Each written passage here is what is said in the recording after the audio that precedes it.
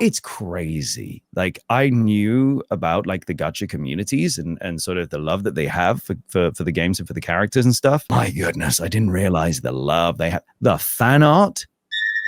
Whenever I was looking for like Jiyan stuff on Twitter or whatever, I learned very early on, don't do that in public. Nope. Do not do that on the bus. Some of that fan art is graphic, visceral, graphic art. People started calling him daddy and stuff online. And so I always started calling him like Daddy General. And then we started leaning into it. And like, it's a lot of fun. I have a lot of fun with the community. It's one of those things where I would love to also keep spending more time having fun with that community. But I've constantly got different things going on. So I'm kind of trying to juggle my time between different communities, and I have ADD as well, so I will get like into a little bubble and I will focus on one thing for a while, and then I'll go, oh, I haven't spoken to the Wuthering Waves community in a while, and I'll try and go back to that, you know, and interact with them because I love it. I love interacting with the communities. It's such a joyous part of the job because I am the communities. Like I'm a gamer. I have always been a gamer. I have always loved video games, playing them, like looking up every part that I could find about the process of making them. You know, I remember the first moment I was like, oh my God, video games, like voice acting in video games, Warhammer 40K Dawn of War, going and having, you know, these Gabriel Angelos and sort of all these amazing voices there and going, I would love to like get to do this stuff. So to be able to interact with the community when you're part of communities is really, really cool. The first thing I think anybody could give an advice of is like, do not search your character name after maybe a week that has gone by. Maybe, I don't know. Yep. Don't on Instagram or on Twitter or anywhere else. It's very hard to Twitter is real bad for it. Twitter is like anything seems to go there right now. It's lawless when it comes to the art that's creeping through. Yeah. And then I was watching some of the scenes where one of the scenes is when you meet Jiyan for the very first time. And I was just watching that scene earlier today and I was like going through comments, like, let's see what people have. And I do not understand, like, oh, just can we make them kiss? Can we make them do that? So I'm like, how do you? Like, there's not really much happening in that way, but I would think that. But the community is just, it's like, how would you? It's there. It's there. In the people's minds, it's there. It may not be there on screen, but it's there in their imagination. I mean, you know what's really interesting as well is that it was a really weird experience for me because with gacha games, that's a world in which I had never really had any experience. I'd never really played gacha games. So the idea of banners and pulling for characters, and I understand the draw and everything, but it was so alien to me. And when I first started playing the game and I was playing it on stream, trying to get to understand, okay, right, so that means that. And then you have X amount of pity and what's pity and blah, blah, blah, and all this stuff. And it was like learning a whole new language.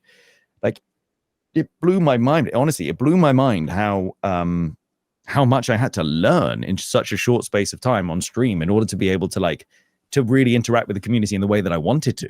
But there's a scene in Wuthering Waves, which I guess spoiler territory if anybody has not played his quest, a story, whole thing. But it's kind of the end of that.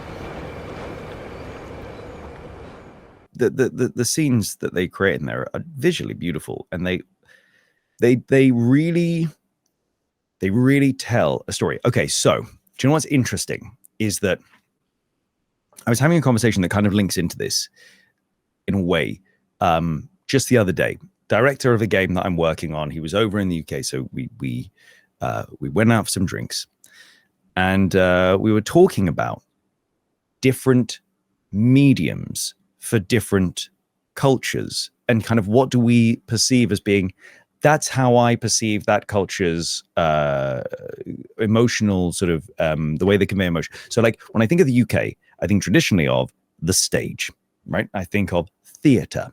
When I think of France, I think of a lot of like paintings, sort of all, sort of beautiful paintings. Italy, it's a lot of sort of sculpture work. Japan and China, I know that's a hugely vast, like China's a huge country, it's like the size of a continent, but specifically in certain areas and regions, it's a lot of a combination of painting and theater. It's a lot of, puppetry. It's a lot of that sort of stuff, right? So what I think these visuals are is an extension of that cultural identity of puppetry and visuals through motion telling a story. So what they're very, very good at is getting right to the heart of an emotional point of a story, using figures in an artistic way and using motion. So like that scene, where we cross over and we see the kind of the ghost of his fallen comrade go behind and beyond. And that feels like it could almost come from a beautiful bit of puppetry. So it's so interesting to see how they just like those companies that make these games like really excel in a lot of this stuff. I love how you sound as like your sound as Jiyan is, I think, one of my favorites. Like the way it sounds, I'm like, I can listen to the sound, him speak all day.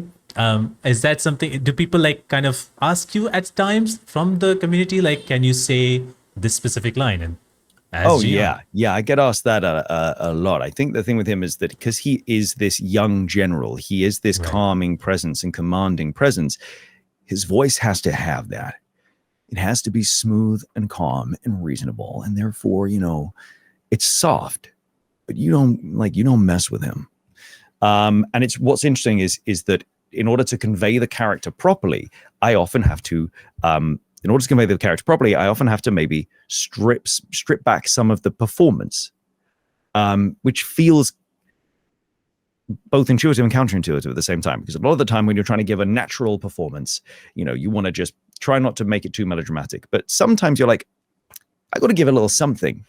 But with this guy, the way in which his whole character works is if you really feel like he's just not being ruffled, he's really not being thrown off.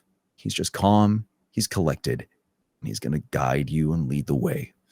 So I think a lot of people like that as well, because it's a calming presence, it's a calming voice, I guess. Yeah. I so gosh, I have images in my mind of that calming voice with images that I've seen of fan arts. Not good. Not good at all in my head. Nope. But, nope. Yeah. No. Purge it from your mind. Purge it from your mind.